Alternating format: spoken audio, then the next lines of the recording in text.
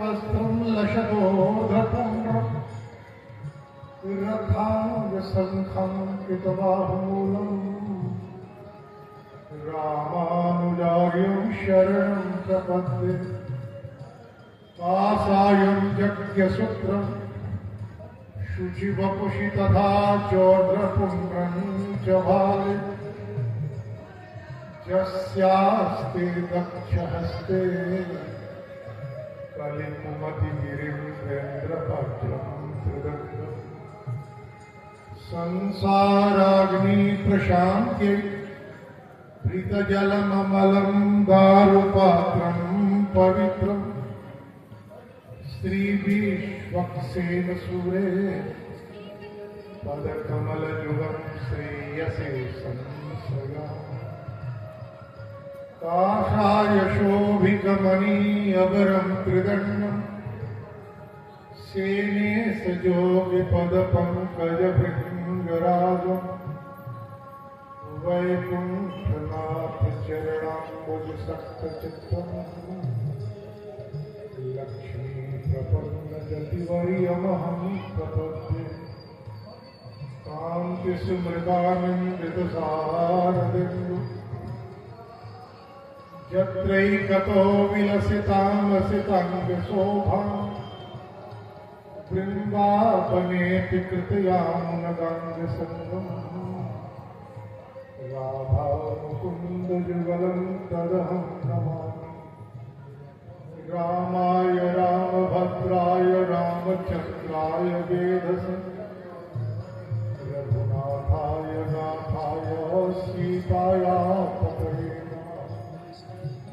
श्रीकृष्ण गोविन्द हरे मुरारे हे नाथ नारायण वासुदेव हे नाथ नारायण वासुदेव हे नाथ नारायण वासुदेव श्रीकृष्ण गोविन्द हरे मुरारे हे नाथ नारायण वासुदेव। प्रेम से बोले भाष्यकार भगवान श्री रामानुजाचार्य स्वामी जी महाराज की जय। विश्ववंदनाचार्य श्रीमद विश्वक्सेनाचार्य श्री त्रिदंडी स्वामी जी महाराज की जय। पूज्यपाद प्रातः स्मरणीय नित्य वंदनीय हृदय स्मरणीय श्रीमद जी स्वामी जी महाराज की जय। श्री राधा कृष्णचंद्र भगवान की जय। श्री सीतारामचंद्र जी महाराज की जय। अभी हम लोग कौल छपरा से पधार कर आए हुए परमादरणीय श्री संजय जी महाराज के द्वारा भागवत कथा के क्रम में पुरुषवन व्रत की कथा हम लोगों ने जानी। जब तक आपके संकल्प शुद्ध नहीं है तब तक आप कोई भी व्रत कर लें, आपको अपने अपेक्षा के अनुरूप परिणाम नहीं मिलेगा। कहा दीति इंद्रोपम समर्थ संतान की कामना के साथ अपने पति से पुंसवन व्रत का उपदेश प्राप्त की, और ये जो बालक हुए भी शत्रु पक्षपोषी हो गए। जिन इंद्रादिक देवताओं को के शमन के लिए देवी दीति ने अपने पति महर्षि कश्यप से निवेदन पूर्वक प्राप्त की थी पुंसवन व्रत, और वे उसके भी पुत्र जो हुए व्रत रखी, लेकिन उसके पुत्र देवताओं के पक्षपोषी हुए, क्योंकि दीति के भीतर इस व्रत के पीछे जो अंतर्भाव था, उसका जो संकल्प था वो अदृश्य था। तो चलिए हम लोग फिर वाल्मीकि रामायण की ओर आगे। कल हम लोगों ने जाना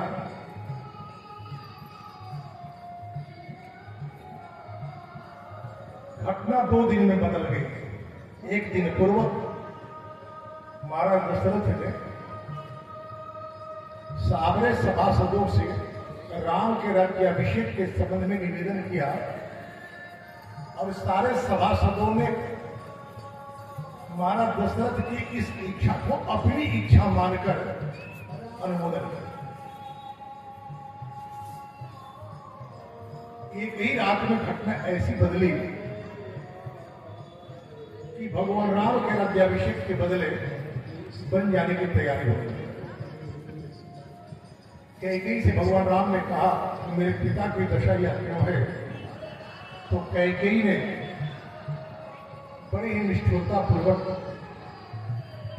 राम से निवेदन की कि पूर्व में जो वरदान इन्होंने देने का अनुबंध किया था, उस वरदान को मांगने का यह दुष्परिणाम क्या दशा। तो राम ने सोचा कि ऐसा कौन सा वरदान है, ऐसी कौन सी बात है। कैकेयी ने कहा कि राम, आपके राज्याभिषेक के लिए जो तैयारियां की गई हैं, उन तैयारियों से भरत का राज्याभिषेक और आपके लिए मैंने वनगमन की बात कही है, बस इतनी सी बात है। भगवान राम ने कहा अनिशीतम राज्यम च प्राणिष्टान धनानि च विष्णु भ्रात्रे स्वयं दत्तम हृदया प्रचोदिता। आप मुझसे कहती भैया भरत के लिए केवल आपके कहने पर इस राज्य की बात कौन करे, सीता को अपने प्राण को भी मैं प्रसन्नता पूर्वक। कोई बात नहीं, दंडकारण्य में हम गच्छामेव ईशत्वरः अविचार्य पितृवाक्यम समा वस्तु चतुर्दश। अपने पिता के वाक्यों का विचार न करते हुए, तो मैंने एक प्रश्न रखा था मानस में, यह कथा आती है कि भगवान श्री राम जब बन गए तो वनवासियों ने राम से वन आने के पीछे का उद्देश्य पूछा कि आप क्यों। तो उन्होंने कहा कि हम भी तो वचन मानवन आए, पिता की आज्ञा खींचते बन चले। सत्य बात यह नहीं, सत्य बात यह है भगवान राम कहे दंडकारण्यम एषो हम गच्छामेव ईशत्वरः अविचार्य पितृवाक्यम समा वस्तु चतुर्दश। मैं अभी पिता के बातों पर कोई विचार न करके 14 वर्ष तक वन में रहने के लिए तुम दंडकार को चला गया, केवल आपके खेल। कैकेयी कहती कि जब जाना है तो शीघ्रता करो, यावत तुम न बनम याता पुरा अस्मात् अतित्वरम पिता तावन नंपे रामो अस्नाश्यते भोक्ष्यते पिवा। जब तक तुम वन को चले नहीं जाते तब तक तुम्हारे पिता ना तो स्नान करेंगे और ना भोजन करेंगे। जिस दशा को प्राप्त है, इस दशा से बाहर निकलना यदि चाहते हो तो इनके इस दशा से बाहर निकलने की प्रतीक्षा मत करो, बल्कि शीघ्रतापूर्वक वन को चले जाओ ताकि यह स्वस्थ हो जाए। भगवान राम देवी कैकेयी से यह कहते हुए नाम अर्थात तरो देवी लोकम मावस्तु उत्सहे विधि मावंश विस्तुल्यम विवरम धर्ममास्ते। देवी, मैं धन का उपासक होकर संसार में रहना नहीं चाहता, तो विश्वास करो। तुम्हारे मन में जो आशंकाओं से युक्त होकर ये बात कह रही हो कि शीघ्रता पूर्वक मैं वन चला जाओ, तो मैं आपको आश्वस्त कर दे रहा हूं कि मेरे विचारों में अब कोई परिवर्तन होने वाला नहीं है। मैं धन की उपासना करने के लिए संसार में नहीं रहूंगा। मैंने भी ऋषियों की भांति निर्मल धर्म का आश्रय ले रखा है। वन में मैं अभी गया नहीं, परंतु अभी से जो आपने तपस्वी जीवन जीने की प्रेरणा दी है, मैं अभी से ही उस व्रत को धारण कर लिया। और वहां से राम सुमित्रानंदन भैया लक्ष्मण के साथ निकलते हैं। आते समय तो उनके माथे पर छत्र था, छत्र हटा देते कि तपस्वी के जीवन में छत्र की कोई आवश्यकता नहीं है। जो इन्होंने कहा कि अभी से मैं ऋषि धर्म को स्वीकार कर लिया, भगवान राम ने वैसा ही किया। कौशल्या जी के भवन में जाते हैं, कौशल्या जी कहती है तैयारी करिए स्वस्थ वाचन का, ब्राह्मणों को आमंत्रित किए कि मेरा राम आज राजा होने वाला है। कि प्रभु श्री राम जाते हैं, इनके मुखाकृति, इनके आभा मंडल को देखकर कौशल्या विकंपित हो गई।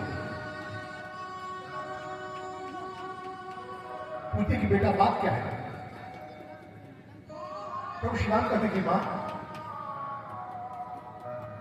ये सारी तैयारी आपकी है, इसे रोक दो, इसकी अब कोई आवश्यकता नहीं है, क्योंकि मेरा राज्याभिषेक चल गया, मुझे बन जाना है। कौशल्या कहते को यदि पुत्र जाए था मम शोकाय राघव न स्व दुखम अतो भूय पश्यन अहम अप्रजा। तुम्हारा जन्म नहीं हुआ होता तो मुझे एक बात का शोक होता कि मैं पुत्रवती नहीं हुई। आज तो मुझ पर कितना भारी दुख आ पड़ा है, इससे तो अच्छा होता कि मैं बंध्या ही राजा। न दृष्ट पूर्वम कल्याणम सुखम वापत पौरुषे अपनी पुत्री विपश्यन इति रामस्थित गया। बेटा, तुम्हारे पिता महाराज के युवा अवस्था से लेकर अब तक कैकेयी के आने के बाद ज्येष्ठ पत्नी होने का जो गौरव मुझे प्राप्त होना चाहिए मुझे नहीं मिला। इसके बाद भी तुम्हारे जन्म होने के बाद मैं इस प्रतीक्षा में उन सारे दुख के विष को पान करती रही कि पुत्र के राज्य में पुनः मेरे सुख के दिन लौट आएंगे। बेटा, मेरी दशा कैकेयी की दासियों से भी गई गुजरी है, यहां तक कि नित्य क्रोध तया तस्या कथम खरवादि कैकेयी आवेदन दृष्टुम पुत्रम शक्ष्याम दुर्गता। तुम्हारे चले जाने के बाद जो मेरी मानसिक स्थिति होगी इसे आप जान लो। कैकेयी के बेटे को देखकर चुप हो जाता है मेरा सैनिक, मेरी सेवा में रहने वाला नियुक्त सेवक। ऐसे भक्त के सामने और कैकेयी के मुख को मैं कैसे देख सकूं? हे बेटा, मुझे अपने साथ वन को ले चलो, मैं यहां नहीं रहना चाहती। आज मैं कहना चाहूंगी कि मेरे द्वारा पुत्र के कल्याण के लिए व्रत दान और संयम आदि जितने भी सत्य कार्य किए गए सब के सब व्यर्थ हो गए। कौशल्या के इन वाक्यों का प्रभाव लक्ष्मण पर पड़ता है। लक्ष्मण जो पहले से सोच रहे होते हैं उन्हें बल मिलता है और लक्ष्मण कहते हैं कि भैया माता भी ठीक कह रही है, आपको बन जाने की आवश्यकता नहीं। और महाराज दशरथ की यदि बात की जाए तो स्वस्थ चित्त नहीं है।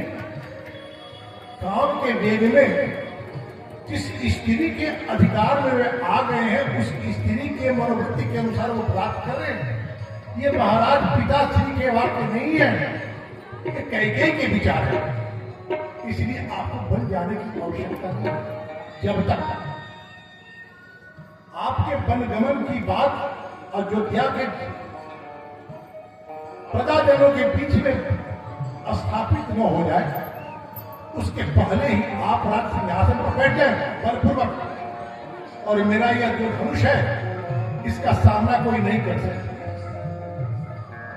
देवी कौशल्या ठीक करी, मां ठीक करी। भगवान श्री राम कहते कि लक्ष्मण मेरे प्रति बहुत भक्ति रखते हैं।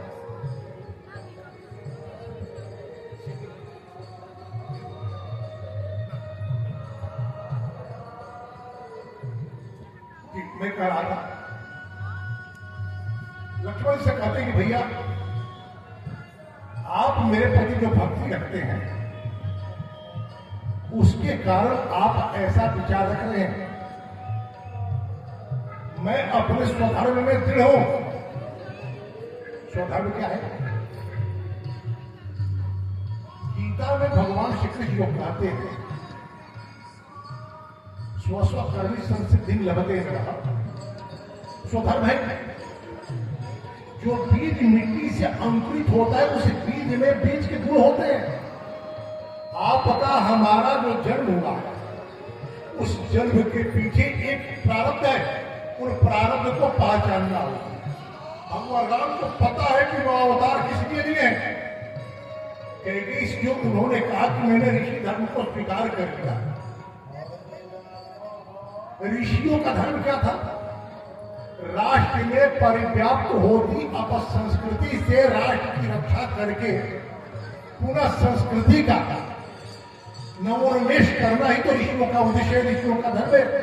भगवान ने ऋषि धर्म को हमने स्वीकार कर लिया। अभी धर्म के प्रवर्तक महाराज जीवित है और विशेषता अपने धर्म में मार्ग पर स्थित है। ऐसी दशा में माता भी जैसी दूसरी कोई विधवा स्त्री बेटे के साथ रहती है, उसी तरह आप मेरे साथ धर्म कैसे चल सकते हैं? अभी हमारे पिता जीवित है, आपको रह करके पिता के प्रति अपने धर्म का स्वधर्म का पालन करना चाहिए। आपको बन जाने का विचार छोड़ दो। लक्ष्मण से कहते कि लक्ष्मण कृतांत एवं स्वमित्र द्रष्टव्योमक प्रवासन है राज्य चर्चा विकीर्ण से पुनर्निर्माण निवर्तने।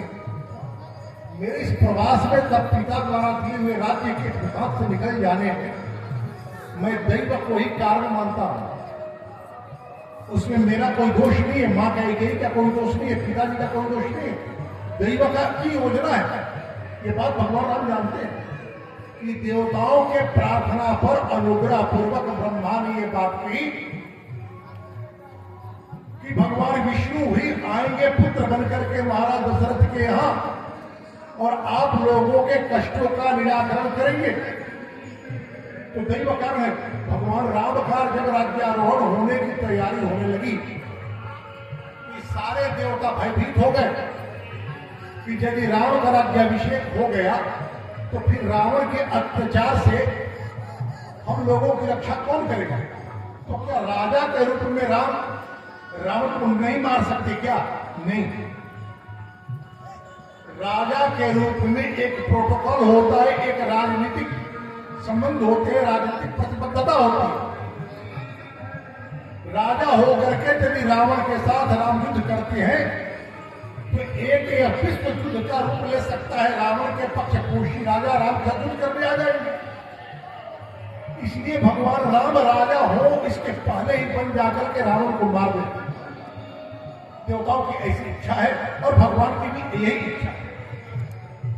कहते कि लक्ष्मण तुम जानते हो कि मेरे मन में पहले कभी माताओं के प्रति किसी प्रकार का भेद नहीं रहा। जैसी मेरी जननी मां कौशल्या है मेरे दृष्टि में, वैसी मां सुमित्रा कैकेयी भी है। हम किसी मां के प्रति मन में कोई विचार क्यों लाए? ऐसी बात अपने मन में आप भी न लाए। राज्याभिषेक के लिए संजो कर रखे गए इन सारे कलशों द्वारा मेरा तापस प्रति संकल्प के लिए आवश्यक स्नान होगा। मैं तपस्या करने जाऊंगा तो उसमें मेरा अभिषेक होगा, मैं सफलतापूर्वक तपस्या कर सकूं। मेरे राज्याभिषेक में जो विघ्न आया इसमें मेरी सबसे छोटी माता कारण है, ऐसी शंका आपको नहीं करनी चाहिए क्योंकि वे भी दैव के अधीन थी। नहीं तो हम लोगों ने कल देखा कि मंथरा जब जाकर के राम राज्याभिषेक का संदेश मां कैकेयी को देती है तो कैकेयी के प्रसन्नता का पारावार नहीं होता। वो अपने गले से निकाल करके बहुमूल्य मणियों की माला दे देती उपहार और कहती है कि तुम और कुछ पाने की अधिकारी है। देखिए व्यक्ति जब सोया हो, जब उसकी निद्रा टूटती और पहला जो उसका व्यवहार होता है या उसकी अपनी मूल मनोवृत्ति के अनुरूप व्यवहार होता है, जब उसका जागरण हो जाता है, निद्रा समाप्त हो जाती है और उसके साथ विमर्श आरंभ होता है, तब परिस्थितियों के अनुरूप उसके विचारों में परिवर्तन भले ही हो जाए, लेकिन जब निद्रा का परित्याग करता है कोई व्यक्ति, उस समय उसकी जो भावनाएं होती, मूल भावनाएं, वैसा ही उसका व्यवहार होता है।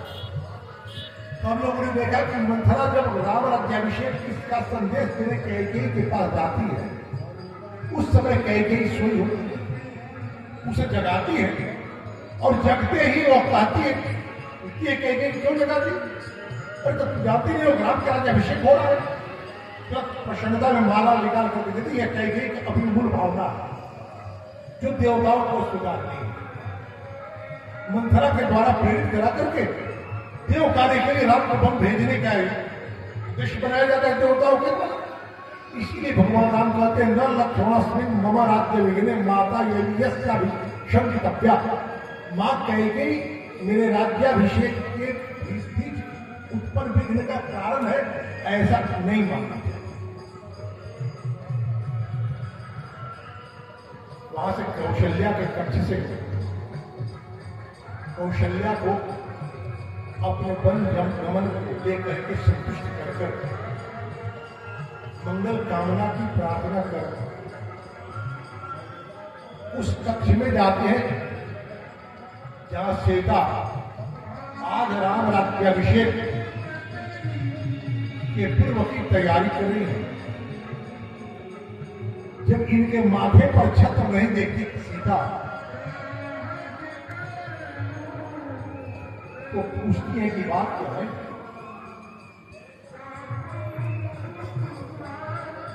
प्रभु श्री राम सीता से कहेंगे सीता मुझे बन जाना है, केवल मुझे जाना है, आपको नहीं जाना है, आपको यही रहना है। ध्यान रखना अहम तेना वक्तव्यो विशेषेण कदाचन अनुकूलतया शक्यम समीपे तस्यवति को। भरत को राज्य मिलने वाला है, भरत के सामने मेरा स्मरण कर दुखी न हो, क्योंकि विपन्न कुटुंबी के संबंध में संपन्न कुटुंबी कुछ अच्छा सुनना नहीं चाहते। सीता पति को ये क्या कर रहे हैं, उन्हें क्या शिक्षा दे रहे हैं कि निगम भाष से रामा वाक्यम लघुतया ध्रुवम त्वया जगत हास्यम में स्तुतया नरोत्तम।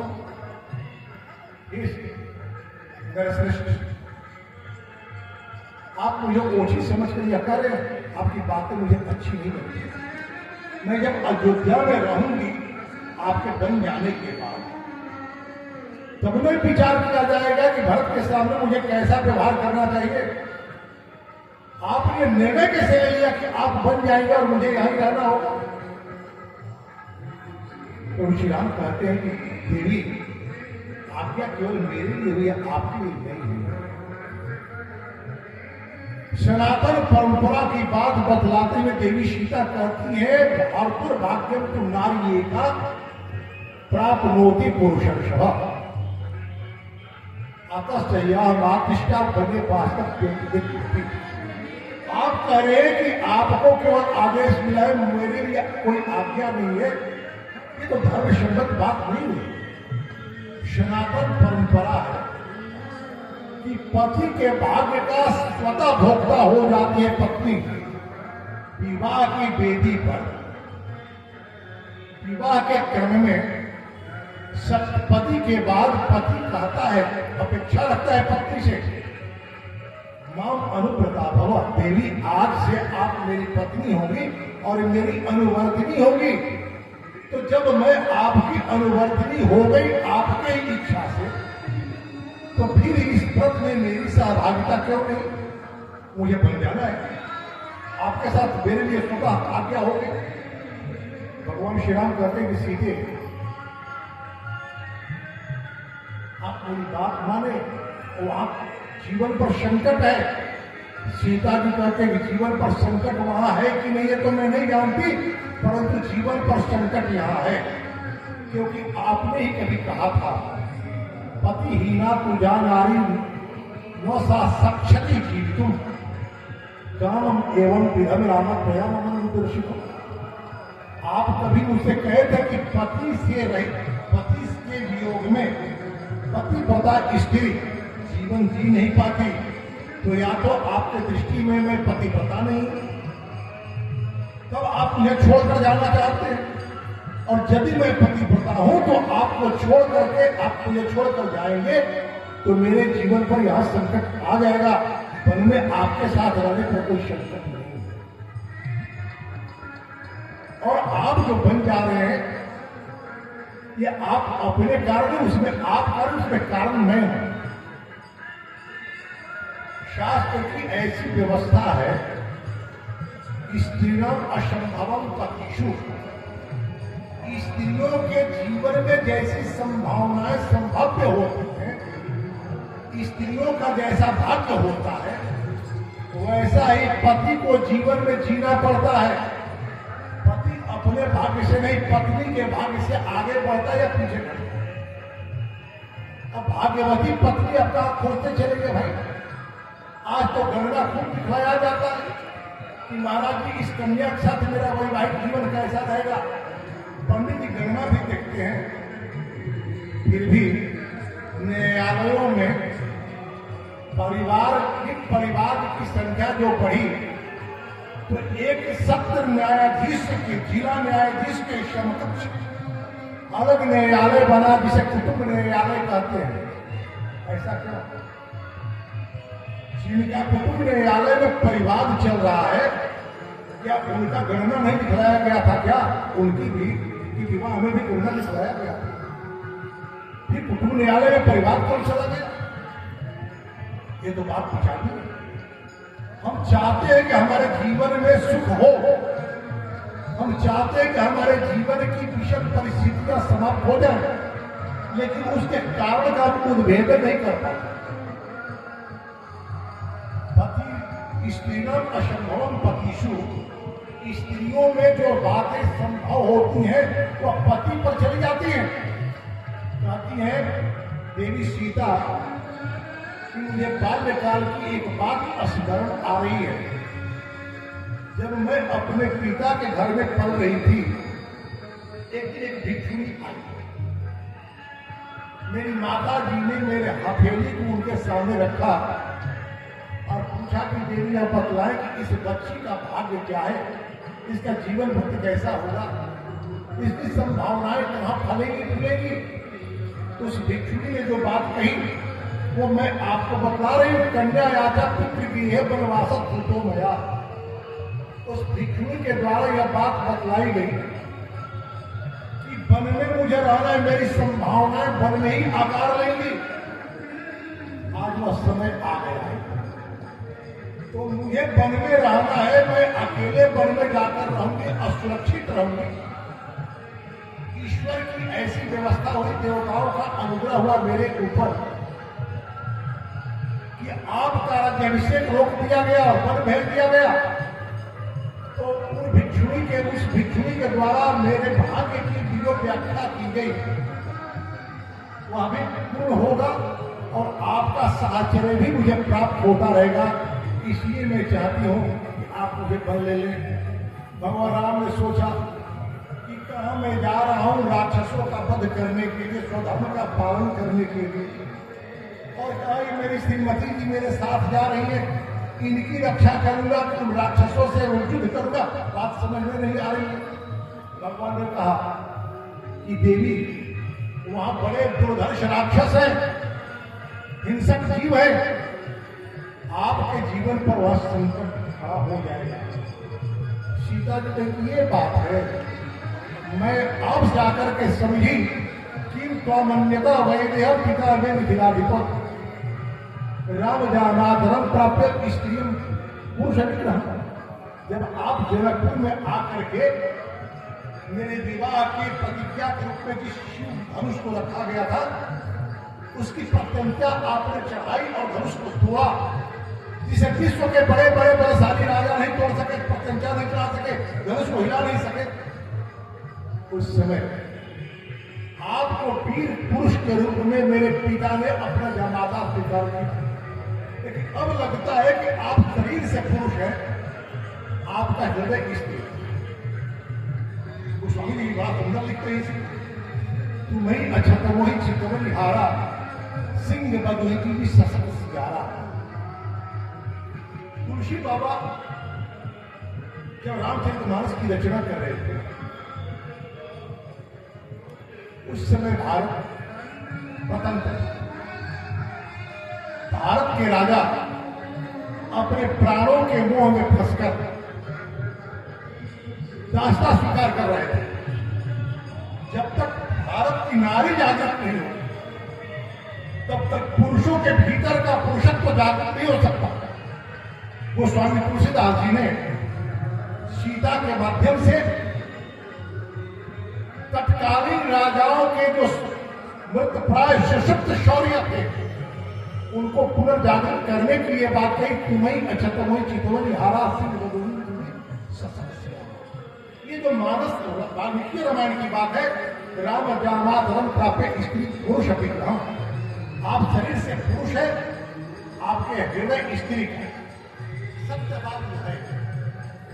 जैसा महर्षि वाल्मीकि के जिज्ञासा का समाधान करते हुए, उनकी जिज्ञासा क्या थी महर्षि वाल्मीकि की देवर्षि नारद से, कि कौन ऐसा व्यक्ति है जो दयालु है, जितक क्रोधी है, परंतु यदि क्रोध कर ले तो बड़े बड़े योद्धा भी उसके सामने घुटने टेक देते हैं, पराजय स्वीकार करते हैं। दया पुरुषों का गुण नहीं है, दया स्त्रियों का गुण होता है। दया स्त्रियों का गुण होता है और शौर्य पुरुषों का स्वभाव। एक अच्छा योद्धा वही हो सकता है जो एक ही साथ सूर भी हो और दयालु हो। और विज्ञान के दृष्टि में यदि हम विचार करें तो पुरुष जाति में ही दोनों क्रोमोसोम से पाए जाते हैं, एक्स और वाई। स्त्रियों में तो केवल वाई ही होता है, एक्स नहीं होता।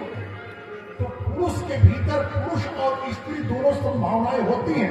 एक दार्शनिक ने कहा कि जिस पुरुष में स्त्री का गुण आ गया वो महात्मा हो जाता है, जिस स्त्री में पुरुष का गुण आ गया वो उल्टा हो जाता है। और इन साहित्य हमारे शास्त्र हमारे पढ़े हैं, स्त्रियां जब भी एग्रेसिव हुई हैं, अतिवादी हुई हैं, तो समाज का हित हुआ है। अतिवादित हुई, महर्षि कश्यप अगो तो कथम मुझे नहीं करा, लेकिन थोड़ा संदर्भ में बतलाता हूं।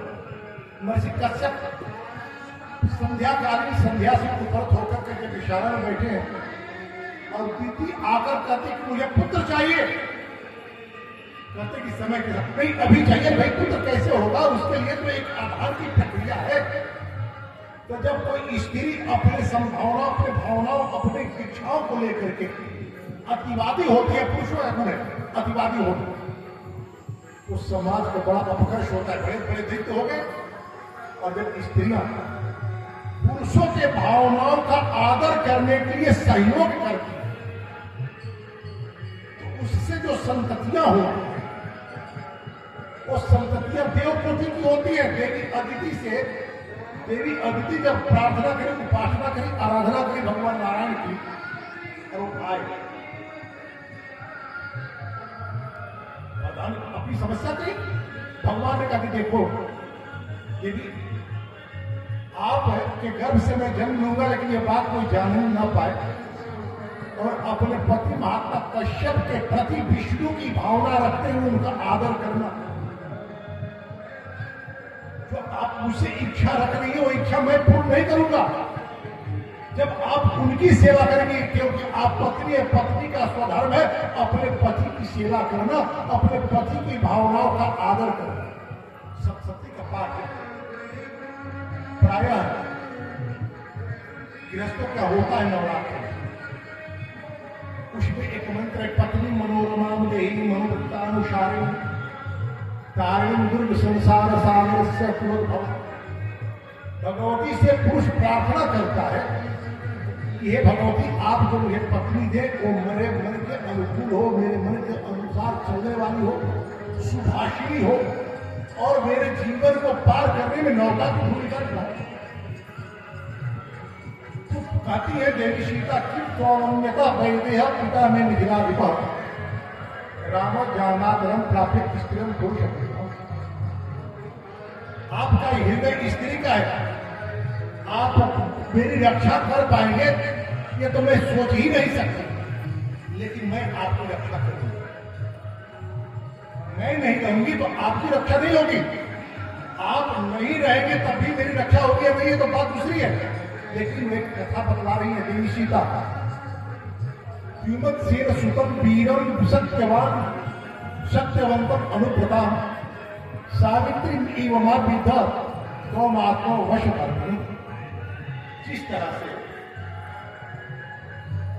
द्युमत्सेन, राजा द्युमत्सेन के पुत्र सत्यवान सावित्री व्रत बताए करके, पर सावित्री पहले हम लोगों के पाठ्यक्रम में भी सावित्री और सत्यवान की कथा थी। अब तो पाठ्यक्रमों से ये सारी कथाएं समाप्त हो गई।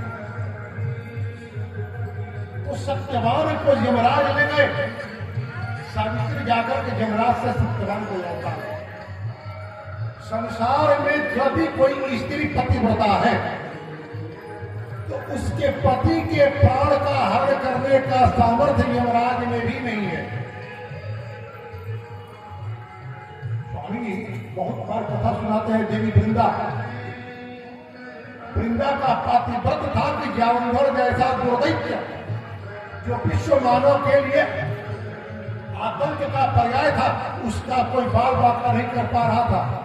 भगवान श्री विष्णु मानवता की रक्षा के लिए वृंदा को पातिव्रत से विमुख किया और वही वृंदा बाद में धात्री, तुलसी और मालती बनकर के भगवान की अत्यंत प्रिया बनी। तो भगवती सीता करिए कि द्युमत्सेन सुतम वीरम सत्यवान सत्यवंतम अनुव्रताम सावित्री नियमा विद्या तुम आत्मवश। जिस तरह से सावित्री सत्यवान की अनुगामिनी थी, उसी प्रकार आप भी मुझे अपना समझे। अनुगामिनी मुझे ले चले, मैं आपकी रक्षा करूंगी। क्या रक्षा करेंगी, कैसे रक्षा करेंगी, इसकी कथा आगे आएगी। कि सीता यदि नहीं होती वन में तो राम के साथ क्या हो सकता था। सीता के इन वाक्यों को सुनने के बाद राम के विचारों में परिवर्तन होता है और सीता से कहते हैं स्वयं तुम्हारिया कौमारी क्षीरम अभ्युषिताम सतीम शैल शैल वनाम राम परित्योगा।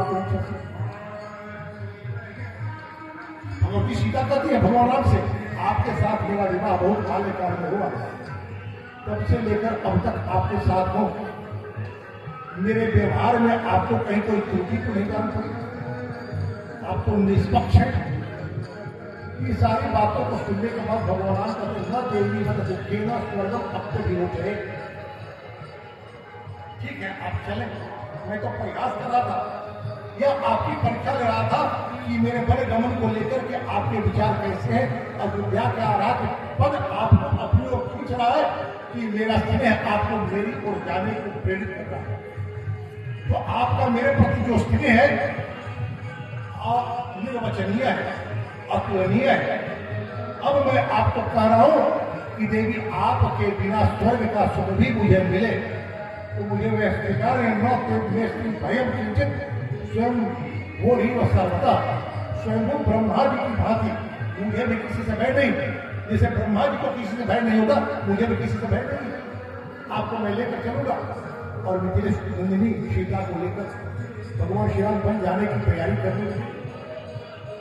यह सुनिश्चित हो गया कि बन जाना है, सीता भी जाएंगे। लक्ष्मण को चिंता है कि मेरे साथ क्या होगा। सीता जी को पत्नी होने के अधिकार का प्रदर्शन की और अपना अधिकार प्राप्त किया तो अधिकार भी मिलेंगे, लेकिन सेवा ले रहे भैया राम मेरा ही। भगवान श्री राम कहते हैं लक्ष्मण से लक्ष्मण एक काम करो, जाने के पहले हम दान देना चाहिए। दान को देना चाहते हैं।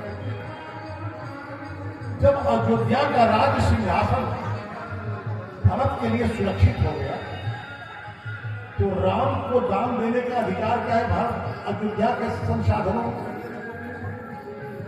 तो शास्त्र की यह व्यवस्था है, बाल धन और स्त्री धन उनके निजी अधिकार में होते हैं, उस पर उनके माता पिता और पति का भी अधिकार नहीं होता। भगवान श्री राम के बाल्यकाल से लेकर अब तक जो भी उन्हें उपहार मिला था, जनकपुर से सीता जी को जो उपहार मिला था कन्याधन, तो उन सारे धनों का तो दान कर ही सकते हैं। दान किसे किया जाए। तो भगवान राम कहते हैं कि सुयज्ञ को बुलाओ लक्ष्मण। सुयज्ञ कौन है? वशिष्ठ सुजग को ही नहीं, सुजग की पत्नी को भी साथ लाना। सुजग को बुलाकर उनकी पत्नी के साथ सीता का एक सखा संबंध की स्थापना कराते हैं और पुष्कर दान देते हैं। उसके बाद अगस्त विश्वामित्र को दान दिलाते हैं। उसके बाद कुछ ऐसे ब्राह्मणों को दान दिलाते हैं जो ब्राह्मण नित्य स्वाध्यायी है। भगवान राम कहते हैं कि जो स्वाध्याय प्रवृत्त जो है ब्राह्मण, वे अपने वृत्ति के लिए भिक्षाटन भी करना स्वीकार नहीं करते, लेकिन वे बड़े ही स्वाद प्रिय होते हैं। ये चेने कटकाला व बहुदंड मानवा नित्य स्वाध्याय शीलत्व नान्य प्रवृत्ति की जन, जो नित्य स्वाध्यायी है वे अपनी आजीविका के लिए श्रम की बात छोड़ दी जाए, भिक्षाटन भी नहीं करते, आलसी होते हैं।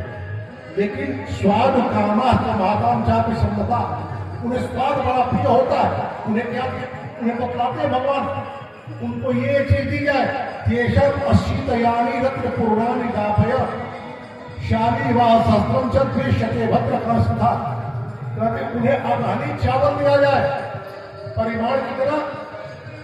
तो कहते हैं कि उन्हें 200 ऊंट 200 बैल भार दिया जाए, 200 ऊंट रत्न दिया जाए। इस तरह से बहुत सामग्री दिलाते हैं। क्यों दिलाते हैं? आगे अगस्त आदि को देते हैं, विश्वामित्र को देते हैं, दान दिलाते हैं, बुलाते हैं। लेकिन वही एक ब्राह्मण जो जानता है कि राम दान दे रहे हैं, वो आता है दान मांगने के लिए। तत्राशत पिंडलो नागस्तिन घटोना वही प्रजा छत्रपति बने नित्यम भारत उद्गार उल्लाम बोले। एक वन में रहने वाला गर्ग गोत्रीय ब्राह्मण जिसका नाम है त्रिजट, वो वन के भीतर पाए जाने वाले कंद मूलों को कबाड़ करके अपने और अपने परिवार की आजीविका चलाता है। वह आता है, भगवान कहते कि नहीं, मैं आपको दान नहीं दूंगा, लेकिन ये इतनी गाय 1000 गाय भी हमने किसी को दान नहीं दी है। जितने दूर तक आप डंडा फेंक सकते हैं उतने दूर तक की गाय आप ले सकते हैं। कहा भगवान राम सुयज्ञ को, अगस्त को और ये स्वाध्यायी ब्राह्मणों को बुलाकर सादर संबंध की स्थापना करते करवाते हैं, दान देते हैं। लेकिन एक ब्राह्मण जिसके सामने वृत्ति का घोर अभाव उत्पन्न हो गया है, उसकी शारीरिक क्षमता अशक्त हो गई है, वो अपने जीविका के लिए भोजन के लिए दान मांगते। भगवान कहते नहीं, डंडा फेंकेंगे तो आपको ये गाय मिलेगी, अन्यथा नहीं। इसका कारण दान क्यों दिया जाता है? दान का उद्देश्य क्या है? आज बहुधा दान लेने वाले कहा करते हैं कि आपने दान दे दिया, उस दान का हिसाब आप न करें। हमने दान प्राप्त कर, उस दान में प्राप्त संसाधन का हम स्वेच्छापूर्वक जहां चाहे वहां उपयोग कर देंगे। आप बीच में बोलने वाले नहीं मतलब ऐसी व्यवस्था नहीं है। संविधान में भी यही वर्णित है, वर्तमान भारतीय संविधान में यही व्यवस्था है कि यदि आप किसी न्यास के लिए, किसी उद्देश्य के लिए किसी से दान पत्र लिखवाते हैं तो उसमें उद्देश्य लिखा जाता है, और यदि आप उस उद्देश्य के अनुरूप दान में प्राप्त संसाधन का उपयोग नहीं करते तो दाता को यह अधिकार होता है कि आपको जो दान दिया है वह दान आपसे पुनः वापस ले ले। सुयज्ञ को इसलिए दान देते हैं भगवान, यह राजनीतिक दान है। जैसा कि मथुरा ने कहा कैकेयी से कि 14 वर्षों तक राम अयोध्या से दूर वन में रहेंगे, इन 14 वर्षों में भारत के राजनीतिक सूझबूझ का प्रभाव होगा कि अयोध्या के लोग जो आज राम के प्रति एक निश्चय में कर भारत की ओर उन्मुख हो सकते हैं, क्योंकि प्रजा को एक अच्छे राजा की आवश्यकता होती है, या कोई आवश्यक नहीं कि भारत है या राम है। वशिष्ठ जी पुरोहित है, मंत्री है। मंत्री का कर्तव्य होता है कि राष्ट्र और के उत्कर्ष के लिए जो राजा कार्य करे उसका वह समर्थन करे। हो सकता है कि कल वशिष्ठ जी जो आज राम के प्रति अनुराग रखते हैं, भारत के राजनीतिक सूझबूझ जिसके कारण भरत के पक्ष को तो वशिष्ठ के घर में एक ऐसा व्यक्ति होना चाहिए जो कि अयोध्या के राजनीतिक परिवर्तन पर उसकी गंभीर दृष्टि हो और हमारे 14 वर्षों के बाद हमारी सुरक्षा की गारंटी वह तय कर सके। यह राजनीतिक दान है। अगस्त और विश्वामित्र आदि को दान इसलिए देते हैं कि महर्षि अगस्त रघुकुल के आचार्य हैं और विश्वामित्र के भुजबल के सामने महाराज दशरथ को कंपित होते हुए भगवान राम ने स्वयं देखा था। जिस दिन विश्वामित्र राम को लेने के लिए यात्रा करने आए थे महाराज दशरथ के सामने, तो इसलिए महर्षि विश्वामित्र को दान दिया जाता है कि भय भी शासन व्यवस्था एक व्यवस्था को व्यवस्थित करता है। ब्राह्मणों को इसलिए दान दिया जाता है जो ब्राह्मण स्वाध्यायी है कि स्वाध्यायी ब्राह्मणों के जीवन में संसाधन का अभाव हुआ तो स्वाध्याय की परंपरा समाप्त हो जाएगी और जब स्वाध्याय की परंपरा समाप्त हो जाएगी तो राष्ट्र से संस्कृति विलुप्त हो जाएगी और जिस राष्ट्र से संस्कृति विलुप्त हो जाते हैं उस राष्ट्र को विनष्ट होने में बहुत ज्यादा समय नहीं लगता। मनु जी कहते हैं कि केवल और केवल जीविका के लिए कोई पौरोहित करता है, ब्राह्मण की वृत्ति को स्वीकार करता है, वह शुद्ध हो जाता है। ऐसे ब्राह्मण को जो केवल भोजन के लिए आया है मांगने के लिए, उससे राष्ट्रीय उद्देश्य की कोई आशा नहीं की जा सकती। एक पक्ष यह है।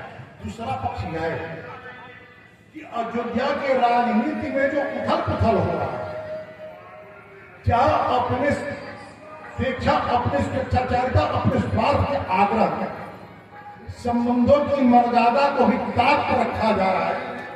जिस महाराज दशरथ ने प्राण से अधिक कैकेयी को प्रेम किया, आज वह कैकेयी महाराज दशरथ के प्राणों के ग्राहक बनकर वहां खड़ी है।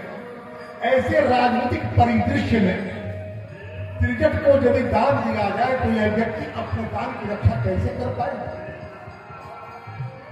भागवत जी में ये कथा आती है कि 17 जीत को भगवान सूर्य ने मणि निकाला। 17 जीत को संदेश दिया गया कि इतने बहुमूल्य धन किसी गृहस्थ को अपने यहां नहीं रखना चाहिए, अब इसे राजकोष में दे दो, सुरक्षित। 17 जीत मणि को नहीं देते हैं राजकोष में और उनके भाई प्रसेनजीत के कारण बड़ी की चोरी हो जाती है और 17 जीत प्रसेनजीत की मृत्यु भी हो जाती है और अपवाद लगता है भगवान श्री कृष्ण। तो यदि आप किसी व्यक्ति को दान दे रहे हैं संसाधन, उस संसाधन का वह सम्यक प्रयोग और संरक्षण दे पाएगा कि नहीं, इसका भी विचार आपको करना है। यही कारण है कि गरुड़ पुराण जी में दाता का धर्म दान देने के साथ ही समाप्त नहीं होता, बल्कि दान देने के बाद उसका धर्म आरंभ होता है। गरुड़ पुराण जी में यह बात वर्णित है कि यदि आप किसी ब्राह्मण को पृथ्वी दान देते हैं, खेत, तो उस आपके खेत की निराई जुताई तब होगी जब उस ब्राह्मण के खेत की जुताई निराई आदि होगा। तो दान देना ही दाता का धर्म नहीं है। दान का सदुपयोग हो और दान को सुरक्षा प्राप्त हो, यह भी दाता का ही कर्तव्य है। भगवान राम ने सोचा कि मैं तो जंगल जा रहा हूं और अयोध्या की बदलती राजनीतिक परिस्थितियों में यह त्रिजट जो बूढ़ा ब्राह्मण जो अपनी आजीविका का उपार्जन करने में अशक्त हो गया है शारीरिक स्तर पर, मेरे दान की रक्षा कर पाएगा कि नहीं, यह भी भावना भगवान राम के मन में आई है। तो भगवान राम ने कहा कि आप जहां तक डंडा फेंकेंगे, गवाम सात समाप्ति एकम नौचा विश्राम मया परिक्षिपसी दंडे न यावत तावत अवापस्य से, जहां तक आप डंडा फेंकेंगे वहां तक की गाय आपकी होगी अपने से। उस बड़े ब्राह्मण ने बड़े जोर से डंडा फेंका और सारे गोष्ठ को ले गए। भगवान ने कहा कि ब्राह्मण देवता इदम ही तेजस तव जद गुणत्वयम् तदेव जिज्ञासितुमिच्छता मया एवं भवानार्थम अभिप्रचोदितो प्रणीत्स्व किंचेत अपरम व्यवस्थित। हे ब्राह्मण देवता, यह जो आपका दुर्लभ तेज है, इसी को जानने के लिए मैंने डंडा फेंकने की बात कही आपसे, आपको प्रेरित किया। और अभी आप कुछ चाहते हो तो मुझसे ले, क्योंकि जब ब्राह्मण श्री राम ने देखा उस त्रिजट में कि नहीं, इसके भीतर तेज है, सामर्थ्य है, शौर्य है, इसे जीने का अधिकार है, इसे जीवन की सुविधा मिलनी चाहिए जीने की। न आत्मा बलहीने भी लभ्यो, अयम आत्मा परमात्मा बलहीन को नहीं मिलते। आपको यदि कुछ पाना है तो आपको बलि भी होना है। आप ब्राह्मण स्वाध्यायी हैं, विद्वान हो, आपको बलि भी होना होगा। यदि आप बलि नहीं होंगे तो फिर आपको अपमान का सामना करना पड़ेगा। और इस तरह से दान आदि देने के बाद सीता और लक्ष्मण को लेकर भगवान श्री राम जिन नगरवासियों के मुख से तरह तरह की बातें सुनते हैं, कैकेयी के महल की ओर जाते हैं, वहां सीता और लक्ष्मण श्री राम का रानियों से राजा दशरथ के पास जाते हैं, वनवास के लिए आज्ञा मांगते, विदा मांगते हैं। महाराज दशरथ की योजना टूटती है, सुमंत्र को बुलाते हैं और कहते सुमंत्र आनय में दारा ये के माम का तारई परिवृत सर्वई प्रश्न इच्छा निराम। ये सुमंत्र, जो कोई भी मेरी स्त्रियां हैं उन सबको बुलाओ, उन सबके साथ में राम के मुख का दर्शन करना चाहता हूं।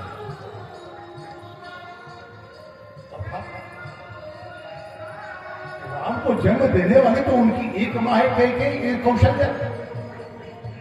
राम का बन जाना इस तरह से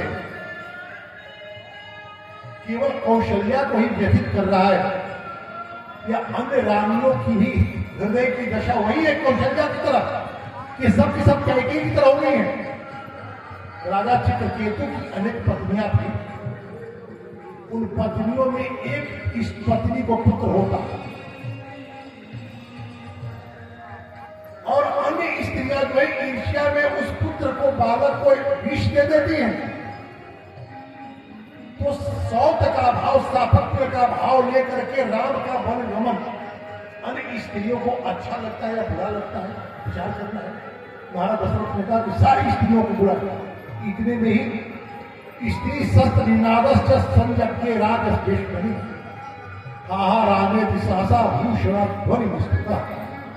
महाराज दशरथ की तीन ही रानी कई, कौशल्या, सुमित्रा, कैकेयी नहीं थी, हजारों रानियां थी। अब आप पूछ सकते हैं कि राजा कितना विवाह क्यों करते थे? महाराज भोग के लिए बहुत स्त्रियों का होना आवश्यक नहीं है, वंश परंपरा को चलाने के लिए बहुत स्त्रियों का होना आवश्यक नहीं है। पत्नी जो होती है वो पति की सबसे बड़ी सुहृद होती है। विवाह के वेदी पर विवाह करते समय पति एक संबंध की स्थापना करता है, उस वधू से सखा संबंध, सखे सब पदा भाव। सखा का अर्थ क्या होता है भाई? सामान्य लोग सखा का अर्थ मित्र मान लेते हैं। मित्र और सखा में मौलिक अंतर है।